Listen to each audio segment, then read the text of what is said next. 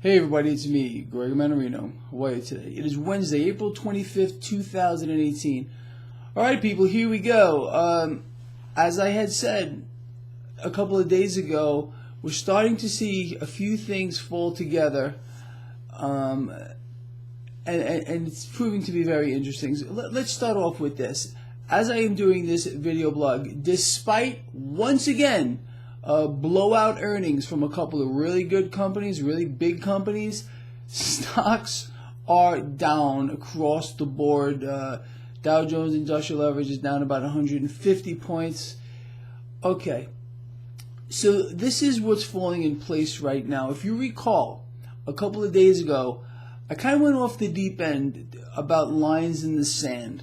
I explained to you that you can't use a particular, let's say, rate of the 10-year, 3%, as a line in the sand. However, I did say that if we begin to see rates creep higher than that 3%, there was going to be trouble. Well, right now, as I am doing this video blog, the U.S. 10-year is over 3%. Yield curve is still flattening out. And that's the issue. So it's becoming a rate game now. It is becoming a rate game. And I believe this, if we continue to see, and I think we're going to, that 10-year yield climb, that's a problem. And I can't stress this enough. And again, if you're watching the mainstream financial channels, they're parading out, every Tom, Dick, Harry, and Sally to try to explain why, in light of or despite of, good earnings, stocks are down. And I covered this yesterday. I really believe that the yield curve is telling us that we're slowing down, and they refuse to admit, they being the Confederacy. They're refusing to admit that the yield curve is sending us a signal that things are not looking good down the pike and earnings might have peaked. It's the only logical explanation as to why markets are doing what they're doing. I mean, look, we know it's not real. It's distorted. It's twisted. You got a market which valuations are in bubble territory. And this is the Federal Reserve who's responsible for the next meltdown. Are we there at this point? I don't know. I know it's coming. So do you. What else is going on today?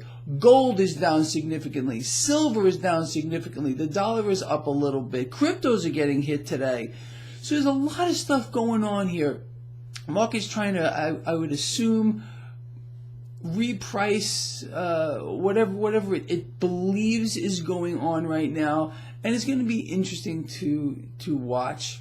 But I guess the real story here, just like I said a couple of days ago, is now that we have the 10-year yield over 3%, and if it stays there, I mean, it could back off throughout the day. We'll see what they try to do, and you could watch this live in real time on my website, traderschoice.net, that bond market chart, right side of the page, underneath the chat room.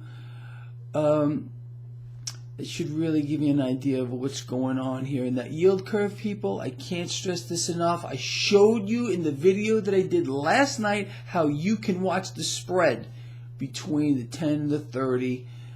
So let's keep our eye on that as well. With that said, let's see how this plays out throughout the day. Oh, I did enter a new position this morning. I posted it all over my social networks. Let's see how this one plays out. Last one did phenomenal. We'll see what this one does now. Again, you know how to play this. It's an initial position, people. I always open every position the same way. And I outline this where? In my 100% free, no catches e-brief, which you can get from my website. Look for the picture of Gordon Gekko, left-hand corner. Go to my publications page and download it. The one rule you must never break when trading stocks. I enter every single position the same way, and I play them the same way, and so should you. All right, with that said, I'll see you at the end of the day. Over.